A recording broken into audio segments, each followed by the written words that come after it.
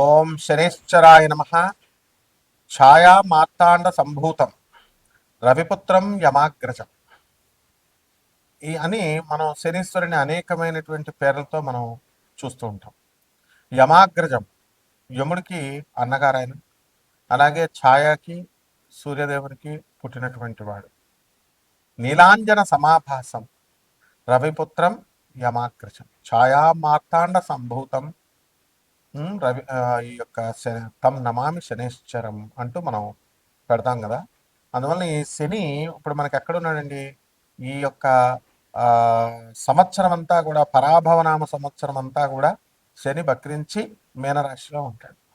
ఆ కారణంగా ఏమవుతుందంటే సాఫ్ట్వేర్ ఇంజనీర్లకి, మేధావులకి, ఆ తర్వాత బుర్ర ఉపయోగించి పెద్ద పెద్ద పోస్టుల్లో ఉన్నటువంటి వాళ్ళ ఉద్యోగాలకు అన్నిటికి కూడా చాలా భంగం కలుగుతుంది.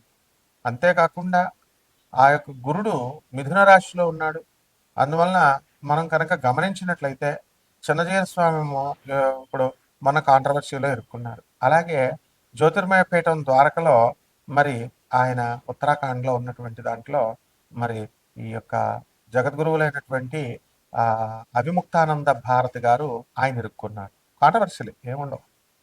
కాబట్టి ఇవన్నీ ఇలా పెద్ద పెద్ద వాళ్ళంతా కూడా పీఠాధిపతులు, బాగా ఫేమస్గా ఉన్నటువంటి వాళ్ళందరూ ఇరుక్కుపోతూ ఉంటారు. అలాగే పెద్ద పెద్ద ఉద్యోగాల్లో చేస్తున్నటువంటి వాళ్ళందరికీ కూడా ఆర్టిఫిషియల్ ఇంటెలిజెన్స్ వచ్చిందని చెప్పి ఉద్యోగాలు కోల్పోతూ ఉంటారు.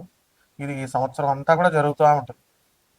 ఇక మనకి వివాహాలు, ఇప్పుడు విజయ దేవరకొండను మనం కనుక తీసుకున్నట్లయితే అదే శని అతనికి మేలు చేస్తుంది. శని మహాదశ, శనిలో శని జరుగుతున్నాడు. ఆరుద్ర నక్షత్రం అతనిది మిథున రాశి. మరి రష్మిక మదన్నది ఏంటంటే మరి స్వాతి నక్షత్రం తులారాశిని. మరి వీరిద్దరికి కూడా వివాహం చేసింది. మన వాడికి రవి, శుక్ర, తర్వాత గురు గ్రహాలు ఇద్దరు కూడా కలిసి రాహుతో కలిసి ఉండడం వల్ల, ముఖ్యంగా మిగతా గ్రహాలను వదిలేసేయండి, శుక్ర గురు గ్రహాలు ఇద్దరు కూడా కలిసి ఉండడం వల్ల మనకి శని దృష్టి ఉండడం వల్ల మనకి ఇతనికి వివాహం జరిగింది, మంచిగా ఇదైంది. మరి ఆ విధంగా ఈ యొక్క శనీశ్వరుడు అందరికీ కూడా ఈ ఐరన్ బిజినెస్ ఉన్నటువంటి వాళ్ళకి, సినీ రంగంలో ఉన్నటువంటి వాళ్ళకి, రాజకీయ రంగంలో ఉన్నటువంటి వాళ్ళకి మేలు చేశారు. ఇప్పుడు మనం కనుక కవిత గారిని తీసుకుంటే మరి జాగృతి బీఆర్ఎస్ కవిత, కేసీఆర్ గారి అమ్మాయి, క్లీన్ షీట్ వచ్చింది టెక్నికల్ ఇష్యూస్లో. ఆ లెక్కర్ స్కామ్లో ఆమె నిర్దోషి అని ప్రకటించడం జరిగింది. శని మహర్దశలు, శని దృష్టిలో ఉండడం వల్ల. కాబట్టి శనీశ్వరుడు కేవలం మనకి హాని చేస్తాడు అనేటటువంటి భయం అవసరం లేదు.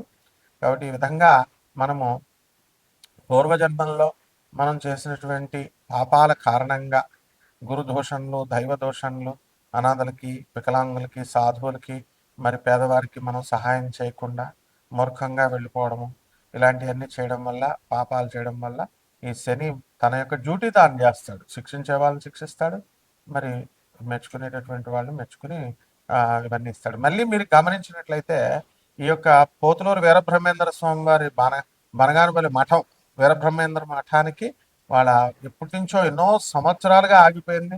మరి ఈరోజు ప్రతాపరుద్ర అతన్ని, వాళ్ళ అమ్మాయి పెద్ద అతన్ని పీఠాధిపతిగా చేశారు.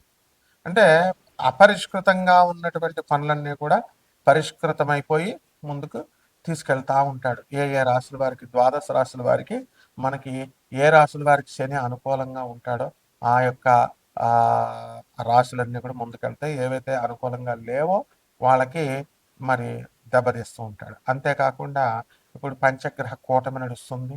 రాహువు, రవి, కుజ, బుధ, శుక్ర గ్రహాలు నడుస్తున్నాయి. కేతు సింహరాశిలో ఉన్నాడు. మరి వీటి కారణంగా మనకి శని మేనరాశిలో ఉండడము, వీళ్ళంతా కూడా వ్యయంలో ఉన్న కారణంగా కూడా మనకి అనేకమైనటువంటి మార్పులు వస్తూ ఉంటాయి. కాబట్టి ఇవి కోటాను కోట్ల మందికి కామన్ ప్లాట్ఫారం మీద మనం చూసి చెప్పేటటువంటి రాశి ఫలాలు, ద్వాదశ రాశి ఫలాలు. అసలు మీ జాతకంలో శని ఎంత ఇంటెన్సిటీ, ఎంత ప్రభావం దుష్ఫలితాలను ఇస్తాడు, ఎంత ప్రభావము దుష్ఫలితాలను ఇవ్వడు, ఈ విధంగా మనకి ఎవరికి ఎప్పుడు పెళ్ళిళ్ళు అవుతాయి, ఎప్పుడు పెళ్ళి ఈ యొక్క సంతానం కలుగుతుంది, ఉద్యోగాలు వస్తాయి, వ్యాపారాలు చేస్తారు, ఇలాంటివన్నీ కూడా శుభాలే కాకుండా అశుభాలే, యాక్సిడెంట్లు. ఇప్పుడు సింహరాశి వారికి ఏం జరిగిందంటే, సింహరాశి మఖా నక్షత్రం సింహరాశిలో ఉన్నటువంటి ఒకళ్ళకి మరి బైక్ మీద వెళుతుంటే అవతల వాడు బైక్ మీద వచ్చేసి గుద్దేశాడు, కోమాలోకి వెళ్ళిపోయాడు. మరి వైద్యం జరగాలి కదండి. మరి ఈ వాళ్ళ ఇంట్లో వాళ్ళు మరి కొంతకాలమే కదా చేయించగలుగుతారు. మరి చూసి కొంచెం పిచ్చి పిచ్చిగా అరవడం ఇలా చేస్తున్నాడు. ఇంకా గుర్తుపట్టలేకపోతున్నాడు. ఇది కూడా శని ప్రభావం. లేకపోతే వివాహాలకి ఈ గృహప్రవేశాలకు అసలే ఇది మనం ఏం కాలం అండి ఇది, ఈ యొక్క ఎండాకాలం. ఈ కాలంలో గృహప్రవేశాలు ఇవి జరుగుతున్నాయి.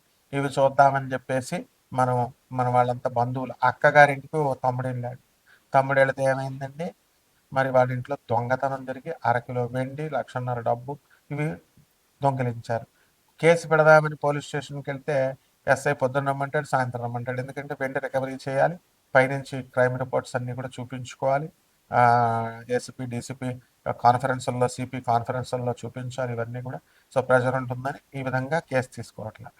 అయితే ఈ విధంగా ఇవన్నీ ఎందుకు, బంగారం రేటు పెరుగుతుందని యూట్యూబ్లో పండితులంతా కూడా మరి దొంగ భూములు చూపించి 5 లక్షలు అయిపోతుంది అని చెప్తే కొన్నారు. మొన్న ఇటీవల వైజాగ్లో బంగారం కోసం ఎక్కువ రేటు పెరిగింది కాబట్టి ఆ బంగారం కొనడం కోసం పీక కోసేసాడు.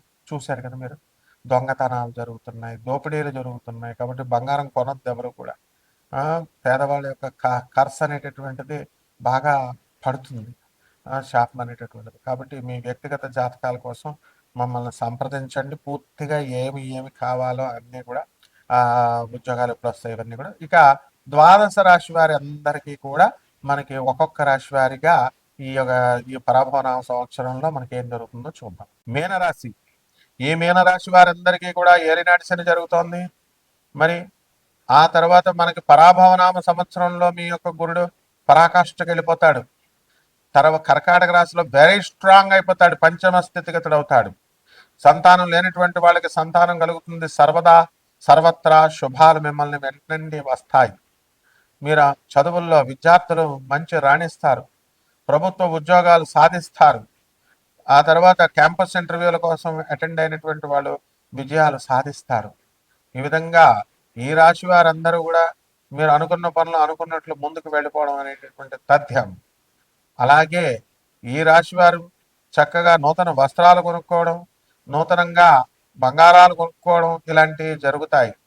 అలాగే సంతానంతో పాటు మరి అనేక రకమైనటువంటి జంతు సంపద, పశు సంపదల్ని, ఆవుల్ని, గేదెల్ని, కొన్ని డైరీ ఫార్ములు ఇలాంటివన్నీ కూడా పెడతారు. వ్యవసాయంలో మీద అందవేసిన చెయ్యి. ఉద్యోగ విషయాల్లో మీకు ఎట్టి పరిస్థితుల్లో కూడా జాబ్ ఇన్సెక్యూరిటీ లేదు. ఉద్యోగాలు ఎక్కడికి పోవు. కొత్త ఉద్యోగాలు, కొత్త ప్రమోషన్స్ కోసం మీరందరూ కూడా ప్రయత్నిస్తూ ఉంటారు.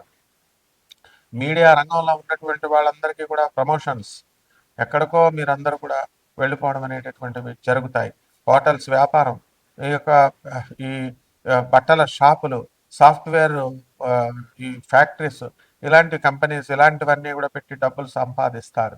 ఇక ఈ రాశి వారికి అందరికీ కూడా పరిహారాలు ఏమిటంటే, ఏలినాటి శని జరుగుతుంది కాబట్టి శని జపం చేయండి, శని స్తోత్రాలు చదవండి, శనికి కిలోంపావు నల్ల నువ్వుల్ని, నల్లని వస్త్రాలను ఇచ్చి పేద బ్రాహ్మణులకు శనివారం నాడు ఉదయం 8 గంటలకు దానం చేసుకోండి. దశమహావిద్యల్లో ఒకటైనటువంటి మహాకాళి అమ్మవారి యొక్క హోమాన్ని మీరు చేసుకోండి ఇంట్లో. ఆమె అమ్మవారి యొక్క మహాకాళి అమ్మవారి యొక్క మంత్ర జపాన్ని చేయండి.